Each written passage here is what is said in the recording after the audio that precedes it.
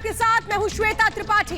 जिंदगी की कीमत हर किसी को पता है। कोरोना का वो वक्त हर किसी ने देखा जहां सिर्फ और सिर्फ शवों के अंबार थे, जहां अस्पतालों में लाइन थी, जहां ऑक्सीजन के लिए लोग तड़प रहे थे, लेकिन फिर भी क्या बाज आने को तैयार नहीं है। ये सवाल इसलिए क्योंकि धर्म के नाम पर, आस्था के नाम पर किस तरीके से छूट का सिलसिला, किस तरीके से राजनीति का सिलसिला लगातार जारी। और इसीलिए मैं कह रही हूं वो छूट जो दी गई केरला में, क्या वो ठीक थी? क्योंकि कांवड़ यात्रा पर तो खूब हो हंगामा होना शुरू हो गया। कांवड़ यात्रा रद्द हो चुकी है, लेकिन बकरीद पर वो लोग जो राजनीति कर रहे थे वो क्यों आखिर वो शांत है इस पूरे मामले को जब छूट दी गई है। और इसीलिए पहला सवाल, यूपी में हंगामा करने वाले केरल पर अब मौन क्यों है? दूसरा बड़ा सवाल आज हम पूछेंगे 5 के प्रहार में, कांवड़ से कोरोना, बकरीद पर चुप्पी क्यों? तीसरा बड़ा सवाल आज, छूट के नाम पर क्यों जिंदगियों से खिलवाड़ किया जा रहा है? चौथा बड़ा सवाल, कोरोना पर ये डबल स्टैंडर्ड राजनीति कब तक चलती रहेगी? पांचवा बड़ा सवाल, अब कोरोना संक्रमण पर भी तुष्टीकरण की राजनीति, क्या ये लोगों की जिंदगी के साथ एक बहुत बड़ा खिलवाड़ नहीं है? तो शुरुआत हम करेंगे, लेकिन आप ये समझिए पूरा मामला है क्या और इस पर राजनीति किस तरह से हो रही है।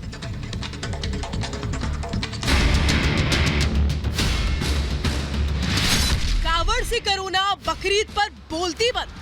ये तो बहुत सस्ती राजनीति है, लोकप्रियता के लिए काम किया गया है। इतना बड़ा आप देखिए कुंभ मेला हुआ, उसको बीच में स्थगित किया गया। कांवड़ में जिसमें करोड़ों लोग भाग लेते हैं, उत्तर प्रदेश उत्तराखंड की सरकार ने उसको रोक दिया। ऐसे में ईद उल फित्र को रोका गया और लोगों ने कोई विरोध नहीं किया। यूपी में हंगामा करने वाले केरल पर मौन क्यों? उत्तर प्रदेश उत्तराखंड में कांवड़ यात्रा को रद्द कर दिया है। महाराष्ट्र में सबसे बड़ी यात्रा होती है पंढरपुर की, वो भी हमने रद्द कर दी है। तो ये सरकार की इस बात को कोई महत्व नहीं देना चाहिए। पूरा देश में जिस प्रकार का माहौल है, तो सभी ने अपने आप पर एक निर्बंध डालना चाहिए। अब कोरोना संक्रमण पर भी होगा तुष्टीकरण। 1.25 लाख से ज्यादा कोरोना के एक्टिव केस होने के बावजूद केरल सरकार ने बकरीद पर लॉकडाउन में छूट दी।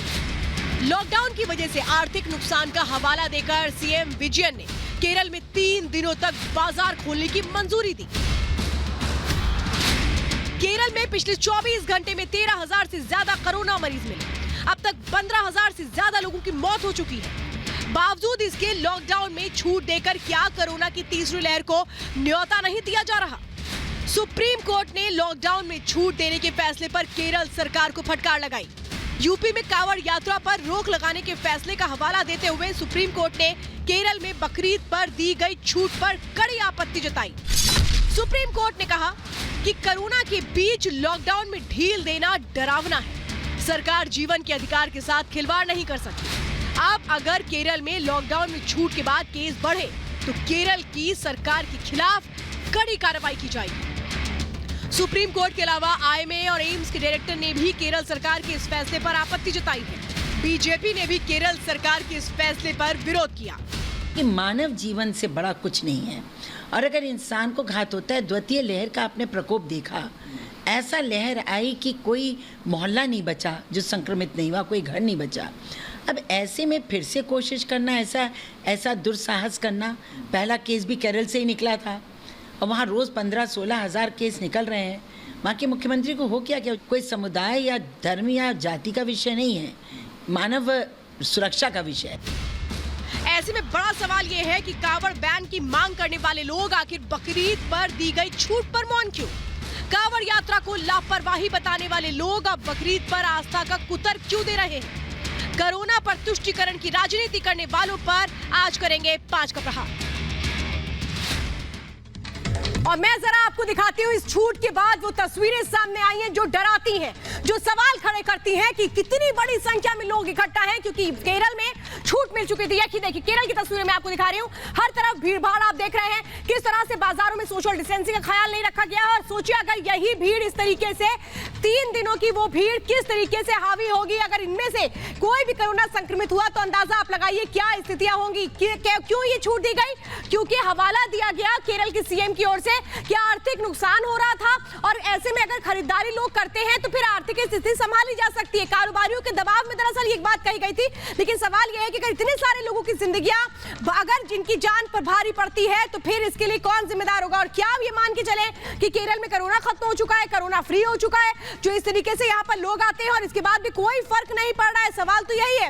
अब ये देखिए, मैं आपको ये दिखा रही हूँ कि कांवड़ यात्रा को रद्द किया गया, लेकिन जब कांवड़ यात्रा को लेकर के यूपी सरकार ने स्टैंड दिया था तब खूब हो हल्ला मचा था। और वो लोग जो ये कह रहे थे कि कोरोना है समझना चाहिए, आज वो लोग चुप क्यों है जब बकरीद को लेकर के स्टैंड लिया गया केरल के सीएम की ओर से? और इसीलिए सवाल ये उठते हैं कि ये पूरी खबर के मायने आपके लिए समझना जरूरी है। मैं डिबेट की शुरुआत करूं उसके पहले मैं इस पूरी खबर को आपको समझाती हूं कि दरअसल ये पूरा विवाद क्या था, कैसे ये मामला शुरू हुआ था, और अब मैं आपको बताती हूं कि पूरी खबर क्या है। दरअसल केरल में बकरीद पर लॉकडाउन में ढील दी गई। 3 दिनों की ये ढील है, जहां मार्केट भी खुले थे, जमकर खरीदारी भी हो रही थी और कोई कहीं पर भी जाए इसकी रोक टोक खत्म हो चुकी थी 3 दिन के लिए। ईद से पहले लॉकडाउन में 3 दिन की ये छूट दी गई, बाजार खोलने की पूरी इजाजत दे दी गई थी। कारोबारियों के दबाव में सीएम ने आर्थिक नुकसान का हवाला दिया था। ये कहा जा रहा था कि कारोबार पर इसका असर पड़ रहा है और इसीलिए हम 3 दिन की छूट दे रहे हैं, लेकिन क्या ये जान पर भारी नहीं पड़ेगा? लेकिन विवाद पूरा क्या है अब ये भी जरा समझ लीजिए, जल्दी से मैं बताती हूँ, फिर मैं डिबेट की शुरुआत करती हूँ।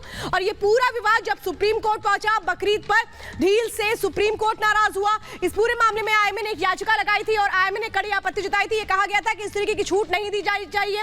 ढील पर एम्स के डायरेक्टर ने भी कड़ा विरोध दर्ज किया था। ये कहा था कि जान पर भारी पड़ेगा, धार्मिक कारणों से पाबंदी हटाना गलत है, ये साफ तौर पे कहा गया था। मेरे साथ खास मेहमानों का पैनल इस वक्त जुड़ चुका है। बीजेपी से स्पोक पर्सन अनिला सिंह है, गौरव गोयल मेरे साथ इस वक्त जुड़ चुके हैं, आसिफ रमीज साहब मेरे साथ जुड़ चुके हैं, अतिकुर रहमान मेरे साथ जुड़ेंगे, विवेक श्रीवास्तव मेरे साथ जुड़ चुके हैं। डिबेट की शुरुआत विवेक श्रीवास्तव जी और आसिफ रमीज साहब आपके साथ करना चाहते हैं। विवेक श्रीवास्तव जी, क्या आपको ये ठीक लगता है?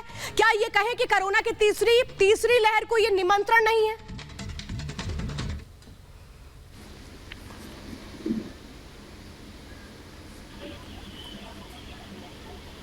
कुछ लेन देन है।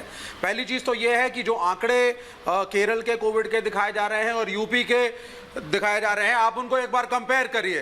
पिनरई विजयन की सरकार एक बड़ी ऑनेस्ट सरकार है और जो आंकड़े हैं वो सही में दिखाती है। यूपी के अंदर आंकड़े दबा दिए जाते हैं। यूपी का आंकड़ा है कि भाई 40 कोविड के पेशेंट डिस्कवर किए जाते हैं ऑन अ डेली बेसिस, जो कि गलत है। तो ये फर्स्ट डेटा को, फेक डेटा को दिखा करके यूपी और बीजेपी राज्य जो राज्य हैं वो ये दिखा रहे हैं कि भाई हमने कोरोना को बहुत अच्छा मैनेज करा, जबकि असलियत ये है कि केरल के अंदर कोविड का मैनेजमेंट बहुत अच्छा है।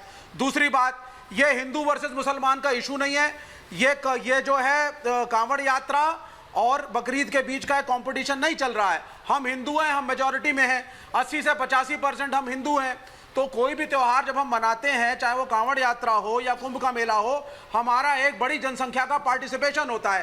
केरल जो 2% की, जिसकी आबादी का जो 2% है, उसके अंदर भी मेरे ख्याल से 15 से 20% ही मुसलमान हैं।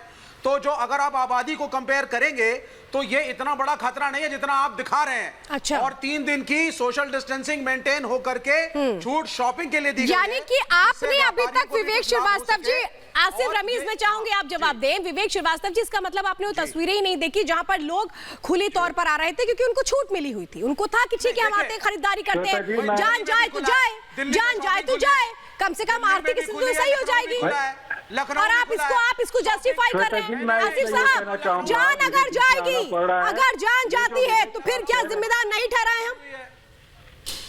बिल्कुल जिम्मेदार ठहरा है। और जो भी इस चीज को ये समझ रहा है कि अगर आंकड़े की भी वो बात कर रहे हैं कि आंकड़े गलत और सही, अगर एक भी कोरोना कोई पेशेंट है, एक भी, और अगर उससे चीजें बढ़ रही हैं तो कोई ये तर्क नहीं दे सकता कि हमें इसको लॉकडाउन को और बढ़ाना चाहिए और हमें और मार्केट्स को खोल देना चाहिए। कौन सी सरकार? आपको ये समझना चाहिए। राज्य हैं जिनमें बीजेपी नहीं, मुझे एक बात बताइए विवेक जी, आप बीजेपी कांग्रेस को क्यों ला रहे हैं? कोई रिलीजन नहीं होता। विवेक जी, मैं आगे जरा बढ़ूं, मेरे पास आज वक्त कम है, मैं जरा ये समझना चाहती हूँ। विवेक जी मुझे 20 सेकंड में समझा दीजिए।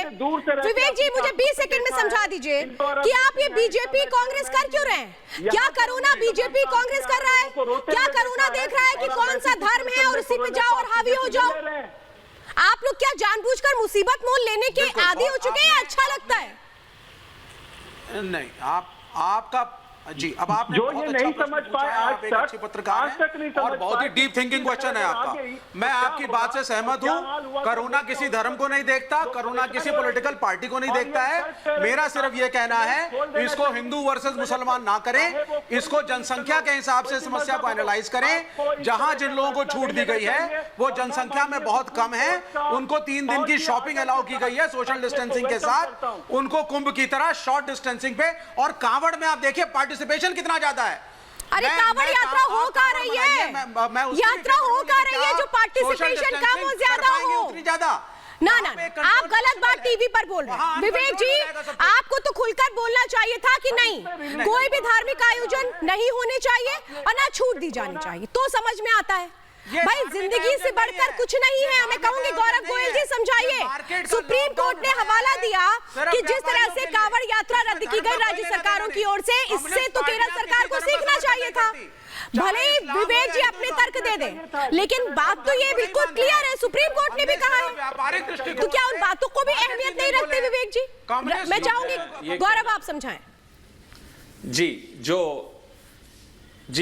जो सुप्रीम कोर्ट ने कहा था, जो सुप्रीम कोर्ट के जज हैं जस्टिस नरीमन, उन्होंने जो उत्तर प्रदेश के जो सीनियर लॉयर इस केस में अपीयर हुए थे कांवड़ यात्रा के केस में, उनको कहा था state of Uttar Pradesh cannot go ahead with its 100%। Either we pass the orders directly और give you one more opportunity to reconsider holding the yatra physically.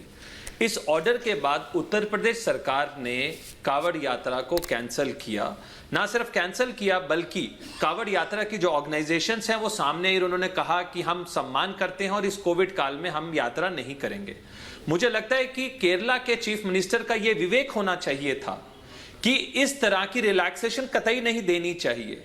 आप न्योता दे रहे हैं थर्ड वेव को और हजारों लाखों लोग अब सड़कों पर होंगे, आप उन्हें रोक नहीं पाएंगे। और ये जो महानुभाव कह रहे हैं कि हम सोशल डिस्टेंसिंग से करा लेंगे, तो टीवी के कैमरास पे और टीवी पे साफ दिख रहा है कि कौन सी सोशल डिस्टेंसिंग होगी।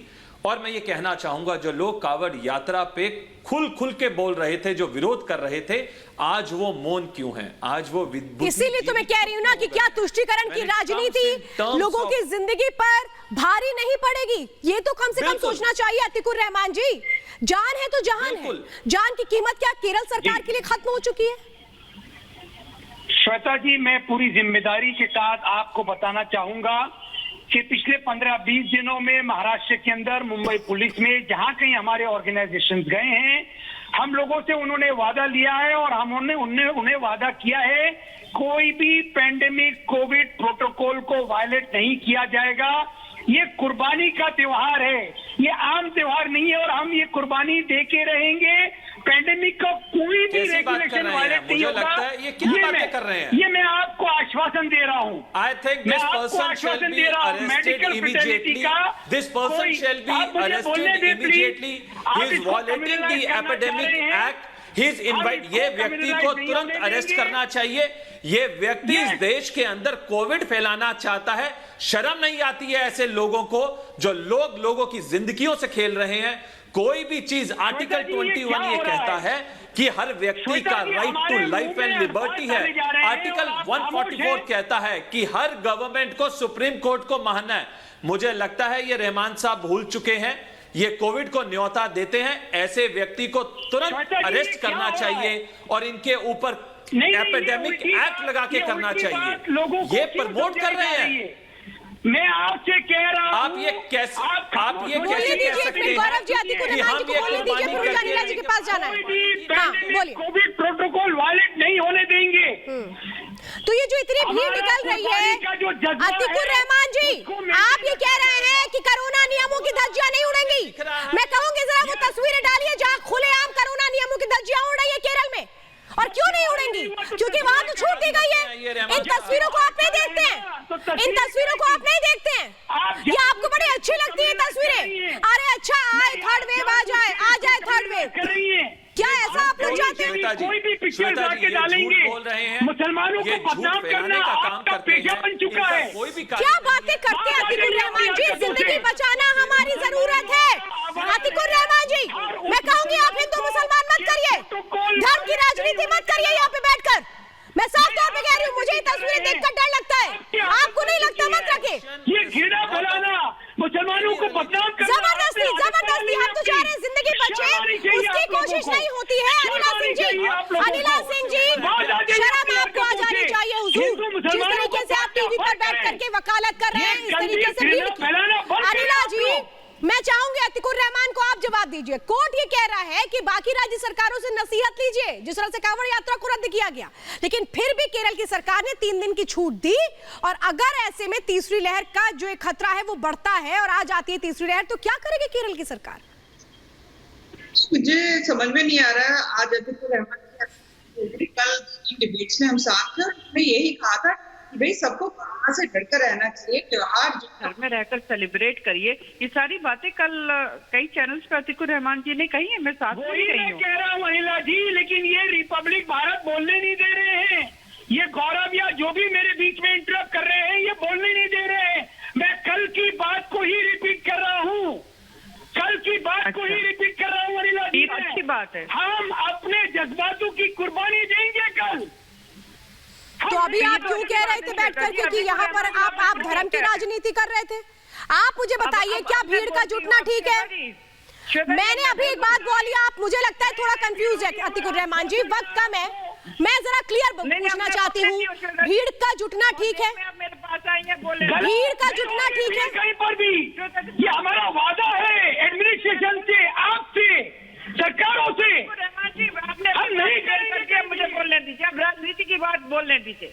देखिए, ऐसा है कि केरला के जो मुख्यमंत्री हैं, उनकी समझ में ये नहीं आ रहा है कि चार्ज में पूरे भारत में सबसे ऊपर जो है केरला प्रदेश है कोरोना इन्फेक्शन में। और यहाँ पे विवेक श्रीवास्तव जैसे लोग बैठकर ये कहते नहीं केरला बहुत समझदार है, वहां पर कुछ नहीं है। उत्तर प्रदेश में दुनिया भर के जो डाटा होता है उसको उल्टा सीधा कर देते। विवेक बोलिए अतिकुर रहमान जी, बुद्धि नहीं है। मुझे ब्रेक लेना है। अतिकुर रहमान जी बोलिए। नहीं हो रही है केरला से नीचे है, यूपी में, तो टेस्टिंग नहीं हो रही है। केरला से नीचे है भैया, यूपी में तो आप टेस्टिंग करा ही नहीं रहे हैं। झूठ बोलना बंद करिए, जैसे बड़े राज्य में अगर आप कह रहे हैं अब जैसे लोगों को सिर्फ 40 संक्रमण हो रहे हैं अच्छी तरीके से आता है। श्वेता, श्वेता, हम कहीं से कहीं तक के कोई मेडिकल फ्रेटर्निटी की एडवाइस को वायलेट नहीं करेंगे। मुसलमानों ने ये बात अच्छी तरह से समझ ली है। अतिकुर रहमान जी, आप ये कह रहे हैं कि नियमों का पालन करेंगे, लेकिन ये तस्वीरें केरल से आई हैं, यहाँ पर कोई नियम नजर ही नहीं आते हैं। इसीलिए तो मैं पूछ रही थी कि कावड़ यात्रा पर इतनी आपत्ति थी, तो वो लोग जिनको कावड़ पर इतनी मुसीबत नजर आ रही थी, वो आज चुप क्यों है बकरीद पर? उनको भी तो बोलना चाहिए, नहीं गलत है, इस तरह की छूट जानलेवा है और ऐसा नहीं होना चाहिए था। आप सभी मेरे साथ जुड़े, बहुत बहुत धन्यवाद।